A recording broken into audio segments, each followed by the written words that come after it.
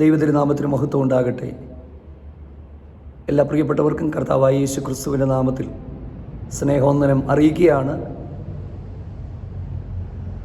ദൈവ വചനത്തിലൂടെ ഇന്ന് പകലിൽ വീണ്ടും ദൈവത്തിൻ്റെ ആത്മാവ് നമ്മളോട് സംസാരിക്കുകയും നമ്മുടെ ജീവിതത്തിൽ വലിയ ദൈവികമായ വിടുതലുകൾക്കത് കാരണമായി തീരുകയും ചെയ്യട്ടെ എന്ന് പ്രാർത്ഥിച്ചുകൊണ്ട് ദൈവവചന സന്ദേശത്തിലേക്ക് നമ്മുടെ ശ്രദ്ധയെ തിരിക്കാം. അപ്പോസ്തലനായ പൗലോസ് തിമോഥെയോസിന് എഴുതുന്ന 2-ാം ലേഖനം 1-ാം അധ്യായത്തിൻ്റെ 5-ാമത്തെ വാക്യത്തിൽ ഇങ്ങനെയാണ് പറയുന്നത്: നിന്നിലുള്ള നിർവ്യാജ വിശ്വാസം നിൻ്റെ വലിയമ്മ ലോവീസിലും നിൻ്റെ അമ്മ യുനീക്കയിലും ഉണ്ടെന്ന് ഞാൻ ഉറച്ചിരിക്കുന്നു. പ്രിയപ്പെട്ടവരെ, പകരപ്പെടുന്ന വിശ്വാസം എന്നുള്ള വിഷയവുമായി ബന്ധപ്പെട്ട് ഈ വാക്യത്തെ അല്പസമയങ്ങൾ ചിന്തിക്കുവാനായിട്ട് ആഗ്രഹിക്കുകയാണ്. ഈ തിമോഥെയോസ് എന്ന് പറയുന്ന വ്യക്തി നമുക്ക് മനസ്സിലാക്കുവാനായിട്ട് കഴിയുന്നത് എഫെസോ സഭയുടെ അധ്യക്ഷനായിരുന്നു. വളരെ ചെറിയ പ്രായത്തിൽ താൻ ആ ഒരു ആത്മീക നേതൃത്വത്തിലേക്ക് എത്തിച്ചേർന്ന വ്യക്തിയാണ്.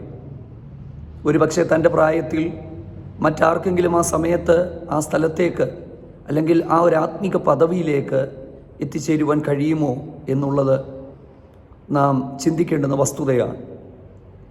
എന്തുകൊണ്ടാണ് തിമോഥെയോസ് എന്ന് പറയുന്ന വ്യക്തി തൻ്റെ യൗവനപ്രായത്തിൽ, വളരെ ചെറിയ പ്രായത്തിൽ ഒരാത്മീക നേതൃത്വത്തിലേക്ക് ഉയർന്നു വന്നത്?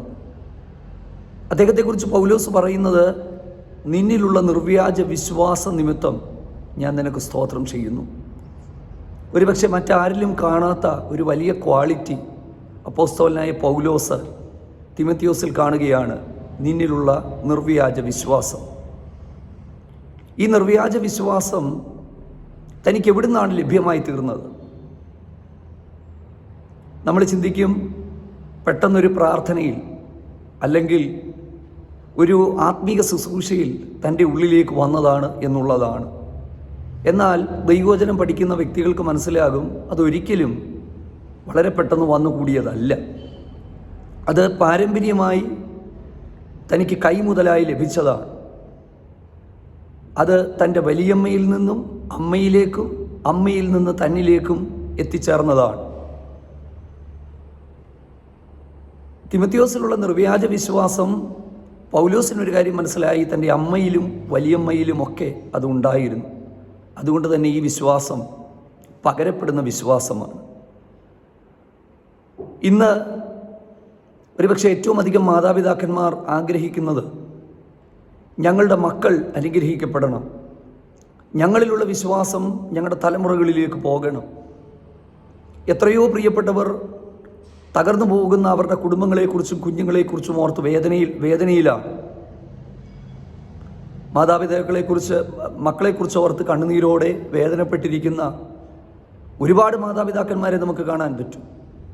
പ്രത്യേകിച്ച് ഇന്നത്തെ കാലത്ത് ഏറ്റവും അധികം മാധ്യമങ്ങളിലൊക്കെ നിറഞ്ഞു നിൽക്കുന്ന വാർത്തകൾ ലഹരിയുടെ അടിമത്തവുമായി ബന്ധപ്പെട്ട വാർത്തകളാണ്. നല്ല കുടുംബങ്ങളിലെ വളരെ പ്രതീക്ഷകളോടുകൂടി വളർത്തിക്കൊണ്ടുവരുന്ന ഒരുപാട് കുഞ്ഞുങ്ങൾ ലഹരിക്കടിമകളായി അവരുടെ സ്വാഭാവിക ജീവിതത്തിൽ അവർക്ക് മുന്നോട്ട് പോകുവാൻ കഴിയാതെ മാനസികമായി, ശാരീരികമായി തകർച്ചയിൽ കിടക്കുന്ന ഒരുപാട് കുഞ്ഞുങ്ങളെ നമുക്ക് കാണുവാനായിട്ട് കഴിയുന്നുണ്ട്. അങ്ങനെയെങ്കിൽ ഓരോ മാതാപിതാക്കളുടെയും പ്രതീക്ഷയെന്ന് പറയുന്ന അവരുടെ തലമുറകളാണ്. എൻ്റെ പ്രിയപ്പെട്ടവരെ, ഈ ദൈവവചനത്തിൻ്റെ അകത്ത് നിന്നുകൊണ്ട് ഞാൻ പറയട്ടെ, വിശുദ്ധ വേദപുസ്തകത്തിൻ്റെ ഈ വാക്യമനുസരിച്ച് വിശ്വാസം തലമുറകളിലേക്ക് പകരപ്പെടുന്നതാണ്.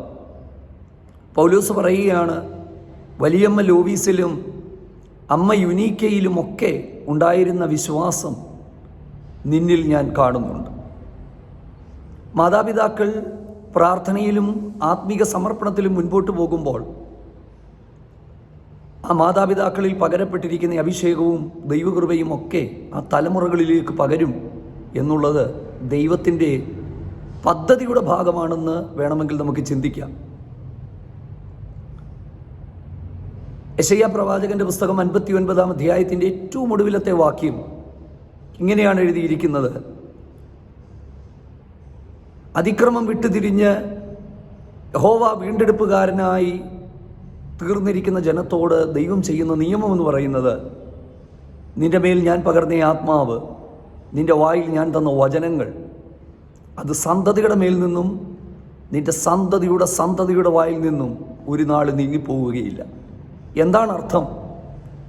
ഒരു വ്യക്തിയുടെ മേൽ ദൈവത്തിൻ്റെ ആത്മാവ് യഥാർത്ഥമായി വന്നാൽ, ഒരു വ്യക്തി ഇവിടെ വായിൽ ദൈവവചനമുണ്ടെങ്കിൽ, അവൻ വചനത്തെ അനുസരിക്കുന്ന വ്യക്തിയാണെങ്കിൽ, ആ അഭിഷേകവും ആ ദൈവവചനവും ഒരു തലമുറയിൽ നിന്ന് അടുത്ത തലമുറയിലേക്കും അതിൻ്റെ അടുത്ത തലമുറയിലേക്കും അത് പകരപ്പെടും എന്നുള്ളതാണ്.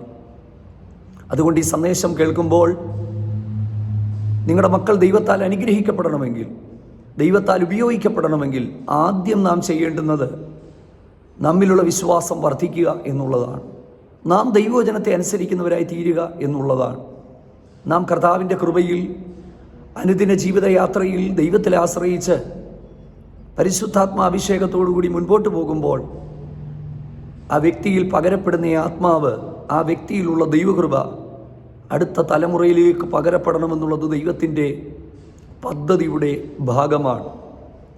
തലമുറയായി ദൈവത്തെ സേവിക്കുക എന്നുള്ളത് വിശുദ്ധ വേദപുസ്തകം പഠിക്കുമ്പോൾ ദൈവ പദ്ധതിയുടെ ഭാഗമായിട്ടാണ് നാം അതിനെ മനസ്സിലാക്കേണ്ടത്. അബ്രഹാമിൻ്റെ വിളിയുടെ പുറകിൽ പോലുമുള്ള ദൈവത്തിൻ്റെ ഉദ്ദേശമെന്ന് പറയുന്നത്, അബ്രഹാമും തനിക്ക് ശേഷം വരുന്ന തൻ്റെ പിൻതലമുറകളും ആമേൻ ദൈവത്തിൻ്റെ വഴിയിൽ നടക്കുക എന്നുള്ളതാണ്. അബ്രഹാമും തൻ്റെ കുടുംബവും എൻ്റെ വഴിയിൽ നടക്കുവാൻ ഞാൻ അവരെ തിരഞ്ഞെടുത്തിരിക്കുന്നു എന്നുള്ളത് ദൈവത്തിൻ്റെ പദ്ധതിയുടെ ഭാഗമായി ദൈവം തന്നെ വെളിപ്പെടുത്തുന്നു എന്ന് നമുക്ക് കാണുവാനായിട്ട് കഴിയുന്നുണ്ട്.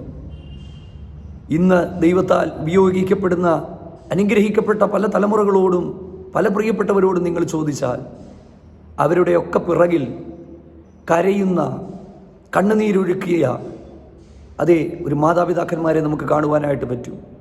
കഷ്ടതകളുടെയും വേദനകളുടെയും മധ്യത്തിൽ വിശ്വസ്തയോടെ ദൈവത്തെ സേവിച്ച് വചനത്തെ തള്ളിക്കളയാതെ കർത്താവിൻ്റെ ധീരയോദ്ധാക്കളായി തീർന്നവരുടെ പിൻതലമുറകളെ എല്ലാം തന്നെ ദൈവം കാലങ്ങളിൽ അനുഗ്രഹിച്ചിട്ടുണ്ട് എന്ന് വിശുദ്ധ തിരുവെഴുത്തിൽ വ്യക്തമായി നമുക്ക് മനസ്സിലാക്കുവാനായിട്ട് കഴിയുന്നു. വേദപുസ്തകത്തിൽ തന്നെ എലീശ പ്രവാചകൻ്റെ ശുശ്രൂഷയുടെ സമയത്ത് ആ പ്രവാചകനെ വിശുദ്ധനായ ദൈവപുരുഷനെന്ന് കണ്ട് വീട്ടിലേക്ക് വിളിച്ച് കയറ്റി അനുഗ്രഹം പ്രാപിച്ച വ്യക്തിയാണ് ശൂനേംകാരത്തി എന്ന് നാം വിളിക്കുന്നൊരു സ്ത്രീ. എലീശ ദൈവപുരുഷനാണെന്ന് മനസ്സിലാക്കി എലീശായെ വിളിച്ച് വീടിൻ്റെ ഉള്ളിലേക്ക് കയറ്റി അവിടെ താമസിപ്പിച്ചപ്പോൾ നമുക്ക് മനസ്സിലാക്കുവാൻ പറ്റുന്നത്, തലമുറയില്ലാതിരുന്ന ഈ സമ്പന്നയായ സ്ത്രീക്ക് ഒരു തലമുറയെ ദൈവം നൽകി കൊടുക്കുകയാണ്. അപ്പോൾ അവൾക്ക് ദൈവം തലമുറയെ കൊടുക്കും. ആ തലമുറയ്ക്ക് മരണകരമായ ഒരു രോഗം ബാധിച്ച് വയലിൽ വെച്ച് അല്ലെങ്കിൽ പുറത്തു വെച്ച് മരണപ്പെടുന്ന കുഞ്ഞിന് ജീവൻ കൊടുക്കുന്നു. അതിനുശേഷമുള്ള വിശുദ്ധ തിരുവെഴുത്ത് മനസ്സിലാക്കിയാൽ നമുക്ക് കാണുവാനായിട്ട് കഴിയുന്നത്, ക്ഷാമകാലത്ത് പോലും ദൈവത്തിൻ്റെ കരുതൽ ആ കുടുംബത്തിൻ്റെ അകത്ത് വെളിപ്പെടുന്നു. എൻ്റെ പ്രിയപ്പെട്ടവരെ, ഈ സന്ദേശത്തിലൂടെ ഞാൻ നിങ്ങളോട് കൈമാറുവാനായിട്ട് ആഗ്രഹിക്കുന്നത്, നിങ്ങൾ മുറുകെ പിടിച്ചിരിക്കുന്ന വിശ്വാസം വൃഥാവല്ല.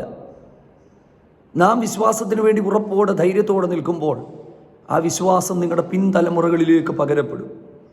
ഒരുപാട് കുടുംബങ്ങൾ തലമുറകളെക്കുറിച്ച് ഓർത്ത് വേദനയിലും ദുഃഖത്തിലുമൊക്കെ കഴിയുമ്പോൾ കർത്താവിനെ പരമാർത്ഥതയോടുകൂടെ സേവിക്കുവാൻ നാം ഒരുക്കമാണെങ്കിൽ, തയ്യാറാണെങ്കിൽ, ഈ വചനത്തിൻ്റെ അകത്തു നിന്നുകൊണ്ട് പറയട്ടെ, തിമത്തിയോസിനെ ഉയർത്തി എഫെസോ സഭയുടെ അധ്യക്ഷൻ എന്നുള്ള നിലയിലേക്ക് അവനെ എത്തിക്കുവാൻ ദൈവത്തിന് പദ്ധതി ഉണ്ടായിരുന്നുവെങ്കിൽ ഇന്നും ആ ദൈവപദ്ധതി മാറ്റമില്ലാത്ത ദൈവപദ്ധതിയാണ്.